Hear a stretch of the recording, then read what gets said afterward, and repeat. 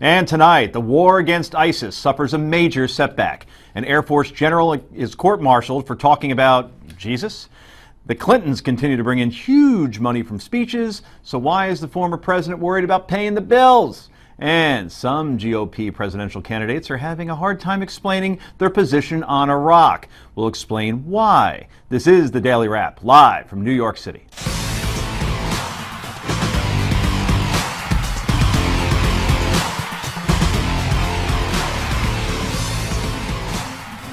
And tonight on The Wrap, great panel to join us this evening, including my co-host and Sirius XM radio star, Rick Unger. Radio star. Video did not kill the radio star. Video kill the radio star? That's true. What? To his right, Philly attorney Heather Hansen joins us once again. And finally, author and former Navy SEAL Carl Higbie is here. Good to see you, sir. Busy night, everybody. Let's go to the Daily Download.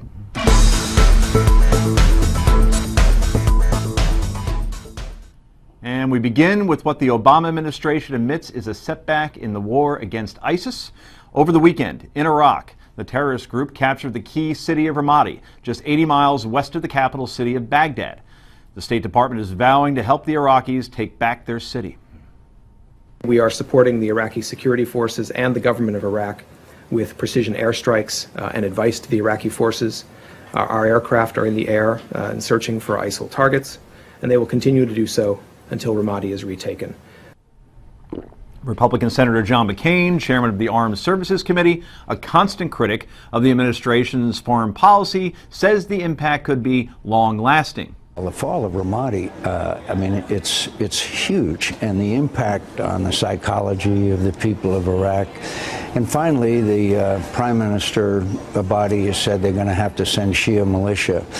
You know that Shia militia and Sunni in Anbar province are absolutely enemies, and Shia militia is now controlled by the Iranians. The fall of Ramadi comes a day after a significant victory for the U.S. military. On Saturday, commandos killed a top ISIS leader in eastern Syria and captured his wife, an operative with ISIS. So, Carl, how significant is the fall of Ramadi in the war against ISIS? Huge, absolutely huge. It's on a main supply line. It's another major city, one that we fought very hard, one that we put a lot of money, a lot of lives into building up that infrastructure, maintaining any type of stability there. And if we were going to put boots back on the ground, Ramadi would be a key hub of ours for supply lines and just from the helicopter airfields and all the buildings we put up there. You mentioned boots on the ground. You think that's something we'll ever see in the near future? Well, I mean, this is the first time Obama has admitted any fault to anything, so that he's actually said, you know, this is a major loss and it's a step in the wrong direction. And I keep saying we can't continue to trade one ISIS leader that we hit with spec war for a single city. So, I mean, we are losing this war, and it's because we don't have boots on the ground. You mentioned, Rick, I think it was about a month or two ago, that sometimes we should be, when are we going to know whether we're making progress against ISIS or not? And one of my arguments was that, well, like other wars of the past, like World War II, a city would fall. Right. And in this case, a city fell. Yeah, and this is one of those rare times where I'm going to agree with most of what Carl said. Look, you know, if you have the memory, you know how hard we fought and how many people we lost in Anbar province, which is where this city is. Particularly Fallujah. Right? Yeah. This is not a good thing. Now, John Kerry is saying today, if he's to be believed, that the situation is still fluid, that the city's not lost. But you know what? I see a lot of people that are being murdered, and I see a flag flying over there, and hopefully it's fluid, and hopefully we can get it back. This is not a good thing. But I don't want us to forget that what happened a few days before that with killing this accountant and guy who was running the oil business for them. This is a very good thing. I wish it could have been a good story all the way around this weekend, but I do have to agree, one bad guy being killed is not the same as losing a city. Heather, I wonder how the American public reacts when they hear that an ISIS leader or a key ISIS operative has been killed, because it seems that all these guys, we don't know names anymore, Right? In World War II, you took out Hitler, all right, the war's over. Right. And with Al-Qaeda, you took out Osama bin Laden, and then, wow, that's a great thing. Here, it seems we kill these guys, and somebody with a very, very similar name Right. pops up, right there. and then they Right. just go ahead and take a city anyway. It just seems like it's an endless supply of leaders. Well, and isn't that the nature of the fight? I mean, we've talked about that. It's an endless supply of terrorists. You know, it doesn't even matter what name they go by. But I do worry about the administration. You talk about John Kerry. 5 days ago, the State Department came out to TV stations and said rather than rolling what they call B-roll, which is the video that they show of ISIS. Generic video. Right. And rather than rolling what you've been rolling, it's not like that anymore. We've overtaken them. We're winning. You should not be rolling them out in public and so forth and so on. And first of all, you don't like to think that the administration is controlling what the media is playing. But second of all, I don't know that they really understand what's going on there. You know, Well, 5 days later, the city falls. Yeah, I but think you know that's a what? problem. It happened relatively quickly, I believe. So But 5 we days saw ago it it might have been a coming. different story. It's not a good situation, and you know, it's no surprise that it's no secret I've been a bit hawkish on this whole thing. And you're absolutely right. You know, you can take down one of these guys, 5 more. It's like Hydra. You know, going back to my old days with the Avengers, right? You know, 2 more heads will spring up. It's just the way it is, and that's why this war is not going away quickly, folks. So that's what's surprising now also, because we were talking about taking back Mosul, which is the second largest city in Iraq. With the dam. Right, and that's everything, right? Because they could blow up that dam and they could flood, Yeah. and just wipe out tons of people. Does this put Baghdad at risk in any capacity? Because now this is only 70 miles away. Right. It gives them a foothold in the major city. Is it just time to circle the wagons? We actually have a map around Baghdad to make sure that city doesn't fall, because then all hell breaks loose. Fallujah is halfway between it, so that's another staging area. But Ramadi, absolutely, because I mean, you look at where they're getting a lot of their money and resources. It's from either side. They're getting resources from Turkey, from Syria, and from Iran. So Baghdad's just right in the middle of that stuff. So eventually, if we keep going down the same route with lack of action, and I've called from the day one, boots on the ground, Baghdad will fall. Can I ask a dumb guy question? The guy who's never been in the military, never served, doesn't know anything about anything, played Risk, thinks he knows pretty much about the military. How the hell does ISIS continue to advance or even survive when they don't have an air force? How can't we just wipe them out from the air? I understand that they could hide in caves and tunnels and so on, but that has to debilitate them, I would think, but I don't know anything. So you explain it. We need to step up the game a little bit. Also, they have no regard for life. They'll just send in their men to do whatever. It's a bullet sponge.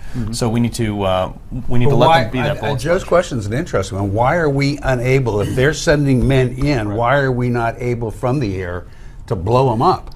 Well, the air is only so effective. You can only put so many bombs on target before you run out of targets that you can't find from the air. So that's why we need boots on the ground. If you see, well, I guess it doesn't. It's not like they're marching in a column into the city. I mean, I called in a lot of these airstrikes overseas. That was one of my primary jobs. And the only way to do that effectively is to have people down there to identify and engage them. So when you say boots on the ground, and I know you have called for that, it's not a matter of sending in. I think John McCain said this. It's not sending in an entire division or battalion or whatever.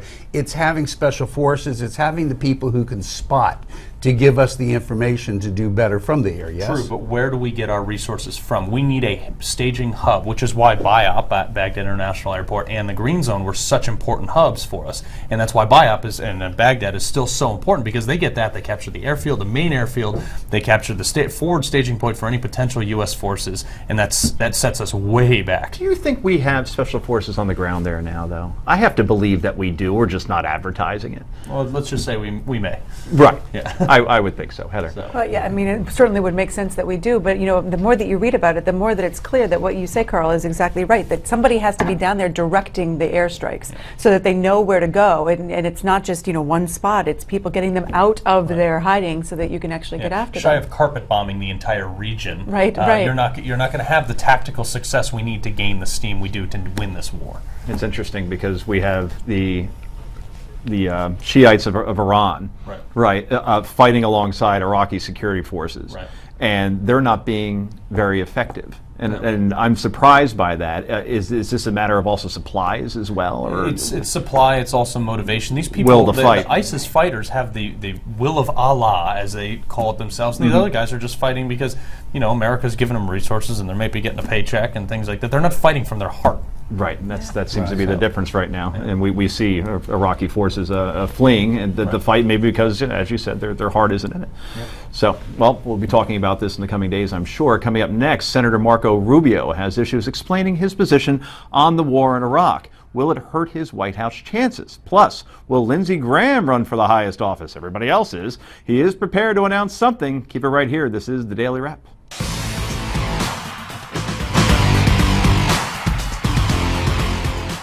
And welcome back. And once again, 2016 Republicans continue to stumble over the Iraq war question.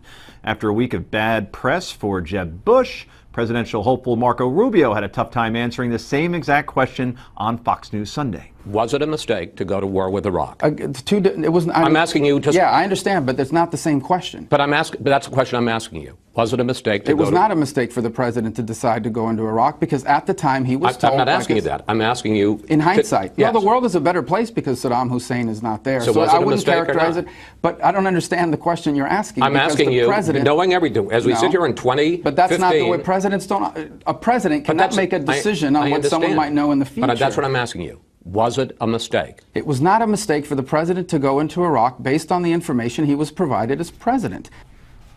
So it goes, who's on first?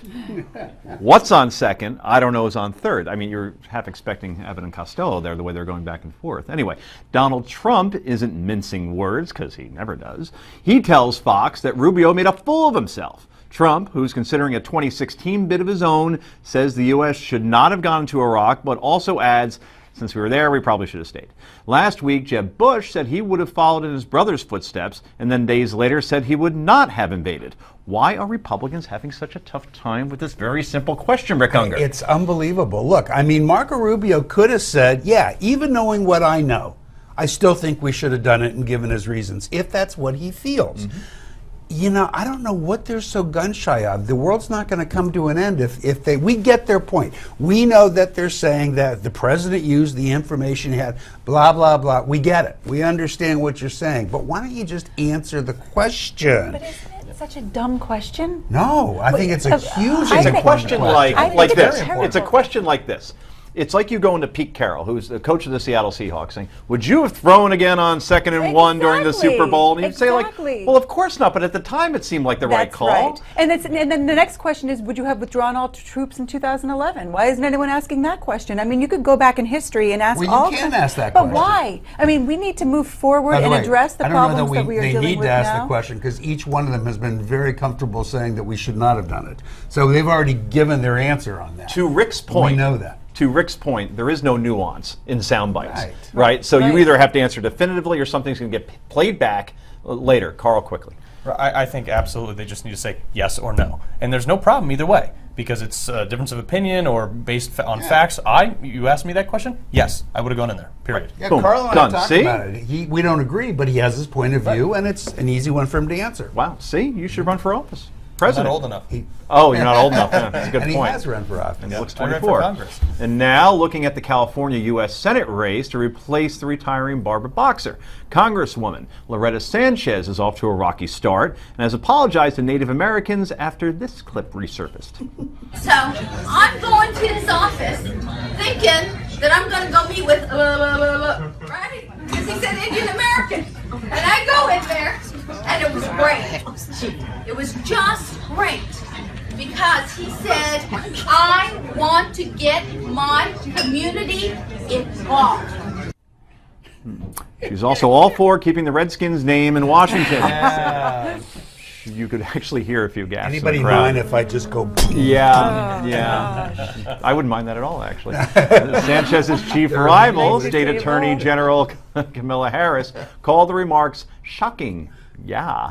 So, did she just sink her candidacy, Rick Unger? You just answered the question by banging your head in the desk. I mean, look, she had a tough time to go anyhow. Kamala Harris is very popular in California, very popular and successful attorney general. I don't know that Sanchez had a chance to begin with, but what is up with these people tanking their campaigns before they even get started? But cameras are everywhere. Hasn't anybody learned that by now? But that's a different situation. I mean, cameras there or not, that's not the type of thing that you should be saying, and she should have had more self-awareness. It's a lack of self-awareness self-awareness, I think. It's a real lack of knowing what your bottom line is and integrity. I mean, Carl, when you ran for Congress, I'm assuming you didn't make that part of your Did you do campaign. that? Yeah. No, I didn't do that. I heard you Then did again, that. I was in Connecticut, so all we have is Mohican Sun. But yeah, I want to say, like, it's really not that big a deal. But you know what? Hey, it's another chance for me to make fun of Democrats. So. Yeah. A macaca moment. I have to bang my head again now. Yes, and back to 2016, South Carolina Senator Lindsey Graham says he will officially announce his bid for president on June 1st. I'm running because I think the world is falling apart. I've been more right than wrong on foreign policy. It's not the fault of others or their lack of this or that that makes me want to run. It's my ability in my own mind to be a good commander-in-chief and to make Washington work. So if he says he's running, then why does he have to announce that he's running? He just said he was running. right, he made his announcement right there on Right. CBS this morning. It's the Huckabee thing. I'm announcing that I'm announcing. Yeah. It's crazy. What will Lindsey Graham's candidacy mean for the 2016 race? Not very much. Look, you know, the only thing we need to know is should he become president, he will replace civil rights apparently with drones that shoot missiles at you, or that's what he said this Civil past liberties, weekend. yeah. It's ridiculous. Why he would further complicate the Republican situation of having too many candidates is beyond me. I don't know what's in Does this this for show him. there's no leader in the party that says, take a step back, you don't have Yeah. to run, please, I'm asking you for the good of the party, we don't need 19 candidates? Well, I think it shows that. I mean, listen, he deserves a lot of respect. He's served the country for a long time, and he's served the country well. And I think that he does serve a purpose in that he is a hawk. And so it's going to make other people be more specific No about their... shortage of those. The exact opposite of Rand Paul. There are Mr. Higby. so many rocks in this pond that there's no water left. Yeah. So I mean, it's just we have like 22 guys in the race right now. This is, you know, what this translates to me, and I think, you know, he didn't do a terrible job, but I just don't think that he should be in the race. He's not eventful. He knows he can't win. This is a personal drive to be worth more in his. Worth more in what, though? I mean, you look at the speaking engagements alone. He'll start charging $250,000 to go speak somewhere because he ran for president. Wow, you think that's really, it's just a money situation? Yeah. Yeah, why else, right? I mean, I can't figure it out myself. He knows he can't win. I could justify a lot of people running. I cannot we- justify Lindsey Graham. We got to go. I know, but can we possibly start this show over? Carl and I agreed on everything. Yeah, I know, that's true. What's But we wrong got a with this full show? 40 minutes to make up for that. Okay. Anyway, the Clintons continue to cry cash poor. Why? Back in a moment.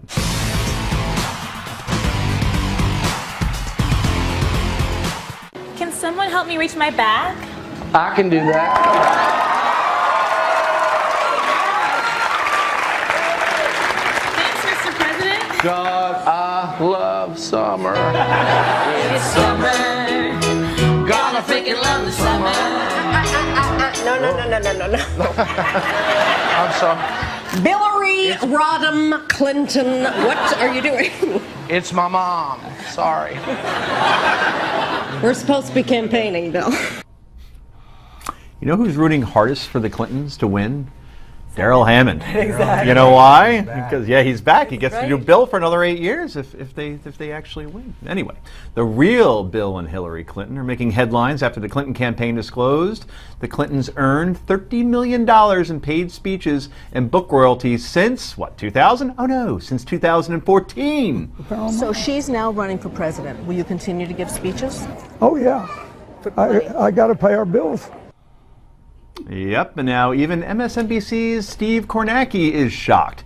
And it was just a few weeks ago that Bill Clinton defended the high-priced speeches. I did a double take when I saw this. 30 million's big, but then this is just in about a year and a half. So, those must have been some pretty hefty bills, Bill. So, how is earning $30 million in the past year and a half going to go over when you're talking to people about income inequality, Heather Hansen? It is not going to go over terribly well. I mean, the inconsistencies are consistent with Hillary. You know, she talks one way and then she flips and talks the other. It's the same deal as with regards to some of the policies that she's come out with. But on this particular issue especially, the American public wants to see somebody who really knows where they're coming from, and she clearly does not. And she hasn't even addressed the issues about it, good questions about it. Carl, you've earned that much in speeches since 2014. How many yachts can you water ski behind? How much is enough?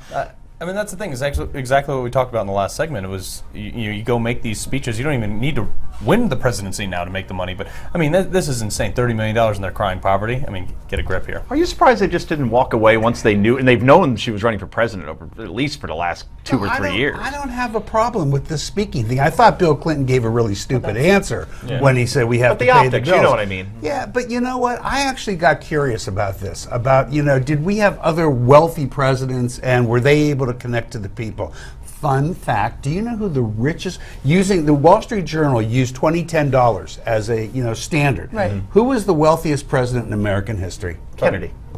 Who do you say? I say TJ. I'd say Kennedy too. And I would answer George Washington Oh my was gosh. the wealthiest president in history. Anybody have a problem connecting with him? Our second most wealthy, by the way, was Jefferson, and Kennedy came in 10th. Really? So, I think this whole thing is kind of a silly narrative that you can't connect with somebody just because you happen to have money. I would agree with you that when you say silly things like I have to pay the bills, and people are trying to pay the bills on $35,000 a year, that causes trouble. But the fact that they've made money, this is America, I don't think it's man. a matter We're of the supposed to money. admire that. It's the message. I don't think Washington ran on income inequality. Right. Right? That's He ran exactly. Well, actually, He barely ran, actually. Barely spoke. But actually, there were candidates. Teddy Roosevelt, who's in there, ran on income inequality. He's in the top 5. So yeah, I don't think the fact that you have money. I mean, who did more for the folks that we worry about than the Kennedys? And yet they were very wealthy. You don't have to be poor or struggling to understand that problem. Before the days of the Twitter. Yeah. And the word getting around. I don't think I agree with you. I don't think, in fact, I think that if I were running, I would brag about the fact that I've made money and done well with my life and that I can succeed. It's more the inconsistencies between what they say and the thing like we need to pay our bills and the fact that she was unfairly tagged on that comment that she made about we were broke when we left the White House, because it was true. They weren't going to be broke for long. It was another dumb statement about money. If she knows darn well that they're not Bill's broke. was much worse. Well, it's when about he how said you they live. had to You pay get the bills. 400 grand as the president. That's more than I make. Right, the problem with it's the dead broke comment was another thing that she said, where we're having trouble paying our mortgages. Right. And when you have multiple homes, you can't speak in the plural. No comment. It's true. That's a big part. The But hypocrisy is what kills me. That's what it is. By the way, because Mitt Romney, Right. was Gordon Gekko. Right. And oh my God, he has an elevator in one of his homes, and I can't believe he's just another rich Republican. But that was Mitt Romney's fault. I mean, it was a totally unfair label that was put on him, and he let it happen. Didn't have to be that way, or his campaign let it happen. Right. And if I was Bill, I'd do the same thing. Let it ride. I mean, if you can, you should. So earn the money. Just don't brag about it. Right. Or act like you're poor. I mean, But I he's think not that's the bragging problem. about No, it. I think it's acting like you're poor is the problem. Acting like you're poor and then being not. I mean, Right. Like, why did Hillary, when she first started off this campaign, she flew coach just to show she's a regular? Well, come on, stop it. No one's going to care. And if you get the middle seat, she's screwed. She's I wouldn't. I'd take It's another plane. true. I always get the middle seat. I don't think she was using her own money there. She was on campaign money, and you better fly coach. That's true. If you're on that's campaign money. I don't want to make it, well, I'm not George Stephanopoulos. I've made no contributions. But if I made contributions, I would not want that money to Person be running, wasted no on doubt about first-class it. seats. No doubt about it. Okay, we'll be talking about Hillary, I have a feeling, in about 24 hours. So, coming up next, is the president making our local police departments less safe? You won't want to miss this story. Keep it right here. This is the Daily Wrap. Residents and send the wrong message. Now, that announcement comes 9 months after complaints about officers using riot gear and armored vehicles to confront protesters in Ferguson, Missouri. The president's new order bans police use of equipment such as explosive-resistant vehicles with tracked wheels like those seen on Army tanks or in Die Hard 1. The announcement was made in Camden, New Jersey, where the president praised police efforts to improve the relationship with a poor community struggling with violence. Is this the right move after Ferguson and Baltimore, Mr. Higbee? If the president spent half as much time calling out the people actually throwing Molotov cocktails at the under-equipped police officers, then we probably wouldn't have as big of a problem. But I think absolutely with the increased ability and the access to things where people can create massive damage to traditional vehicles, to traditional weaponry, then we need to arm our police force with that. Yeah, to that end, one of the things that this task force came out and said that our police should be embracing the idea of being guardians rather than warriors, which is a great idea. But when you are at war, because there are people attacking you, there is a reason to have some of this type of equipment. You know, I think that it's a good idea in theory. I think that ultimately it is all just symbolism anyway. But I think that it also, once again, makes it look as though we have this police force that is out there to be Mad Max. Coming from the guy who wants to federalize the police force. Right. Getting back to Die Hard 1, they used a tank to try to get into Nakatomi Plaza, and then Hans used some tank missiles and blew them away. So it still isn't even a foolproof solution. So let me just quickly respond. This guy does not want to federalize the police force. So let's not go to silly stuff. He just simply Al Sharpton does, and he is a major advisor to the it's president. It's just silly stuff. Let's not waste time on silly stuff. Okay. But I'm going to have a little different response to the two of you, but it's not going to be what you think. I actually disagree with what the president is proposing, because I don't think it's a bad thing that the police forces have this equipment. Right. Here's the difference. The problem that we've gotten into, and this whole warrior versus protector thing, is because some police forces have been too quick to pull it out when it wasn't appropriate. It should be pulled out when it's appropriate, and they should have it for that reason.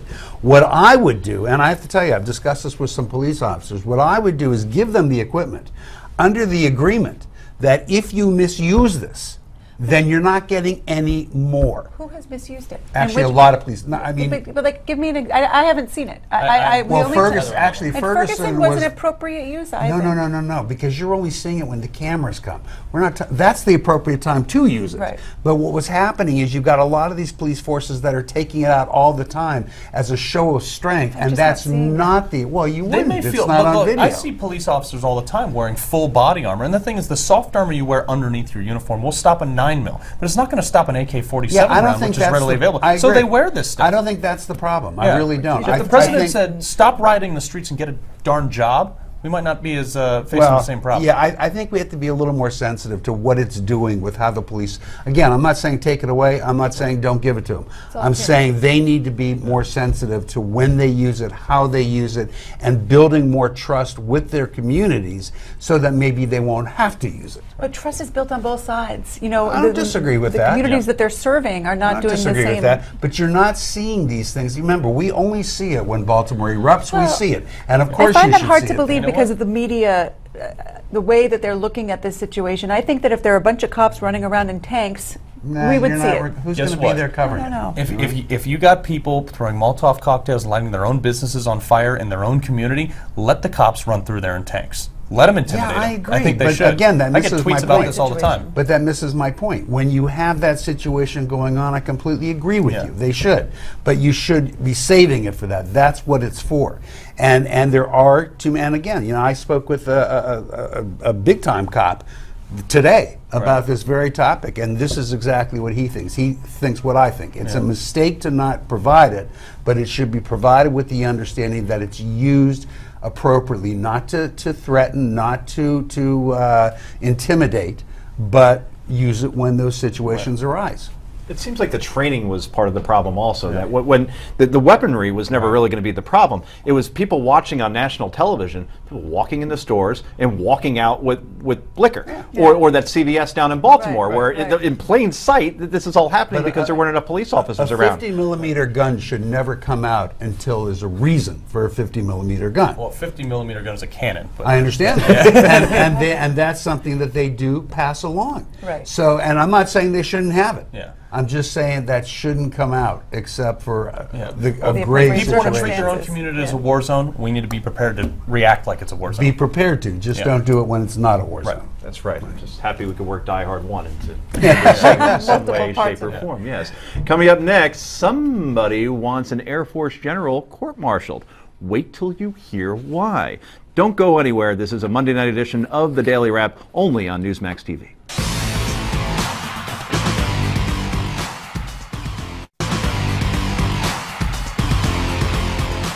And welcome back to Daily Wraps. Time for Potluck, where we go around the table and share our favorite stories of the day. And if you wear something that kind of looks like the old Charlotte Hornets uniform, then you get to go first. And Heather Hansen with a nice teal-ish thing going on today. Teal, that's right. I think we're going to hear a little bit right now from Major General Craig Olson, who is the subject of my potluck tonight, I think. Finally, though, and mostly, I'm thankful that I'm a redeemed believer in Christ standing here right now. flying complex aircraft, doing complex nuclear missions. I had no ability to do that. God enabled me to do that. So he was speaking at the National Day of Prayer Task Force event and talked about his thanks for God and for all of the things that he's been able to do through God.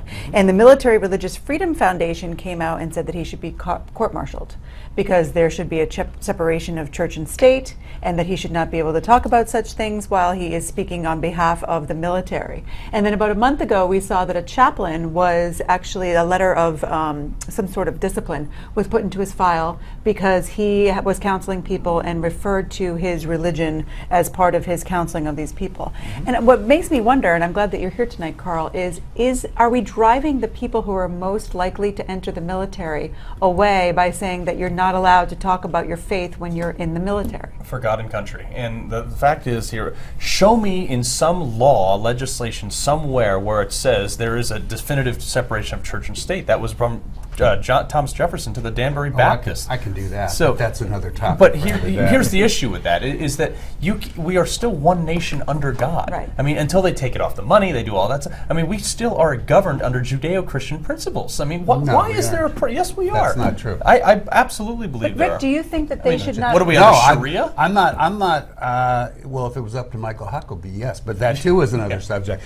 No, I think it's crazy. So it's not that I'm disagreeing on this. I think those people don't get it. Look, there's a big difference between making a speech like that and talking about your beliefs, which I actually found it, great. Right. I love the speech during a day of prayer. But there's a difference between that and if a military person is overseas proselytizing, which had happened at some point. Or trying to convert people. Yes, or exactly. something like That's that. what they're not supposed to do. But whoever this group is, I've never heard of them.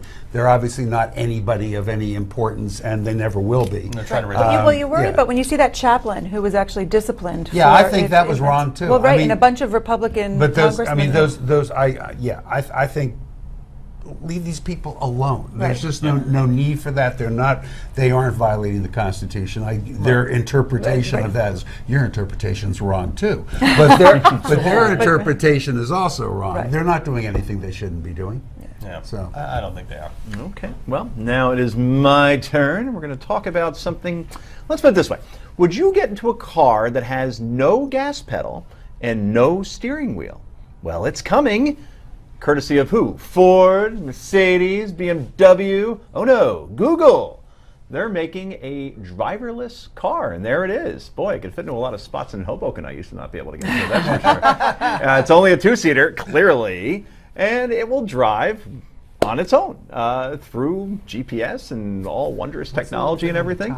So here's, is that a is siren? it a police car or what? It makes it look more ridiculous than it is. You would not catch me dead in that. This thing. is Okay. this is what the military is sending to our police department. That will intimidate I people. think that must help it go. I think that thing in the That's top. how it gets It actually can its take off Signals? and signals, yeah. levitate. Even though my phone gets a signal without having a ridiculous siren-looking thing on its top, right? So here's my question, everybody.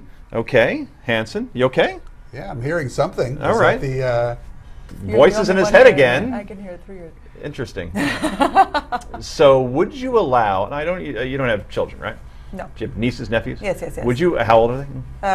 8 and 4. Would you allow your 8-year-old niece or nephew into one of those cars? Not right now. I'd give it some time to get all the kinks out and all the bugs out, and then possibly. Okay. I think we'll all be Michael ready. Because in 5 years, this will be available to consumers.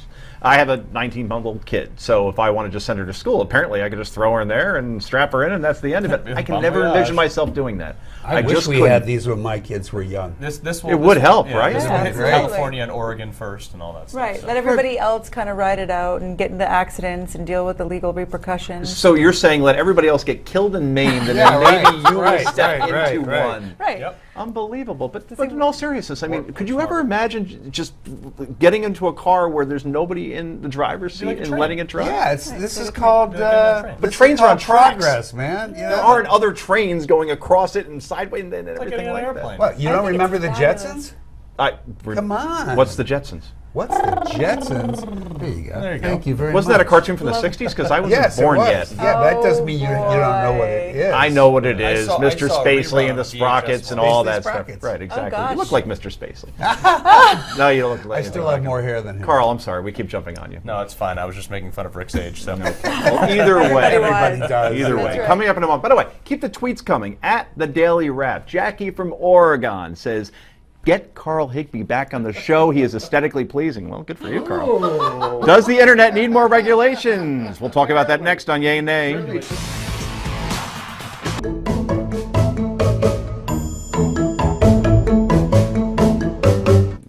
It's happy time, people. It's yay or nay time. Today in South Korea, Secretary of State John Kerry calling for increased internet regulations, saying the internet needs, quote, rules to be able to flourish and work properly.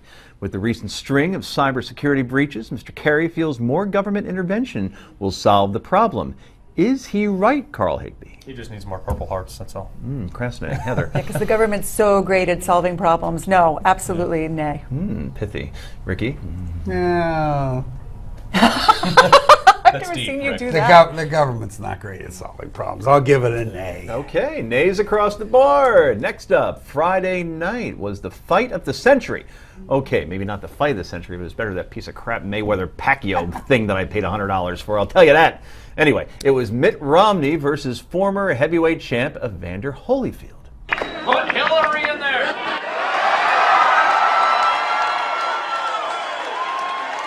Coming towards his head.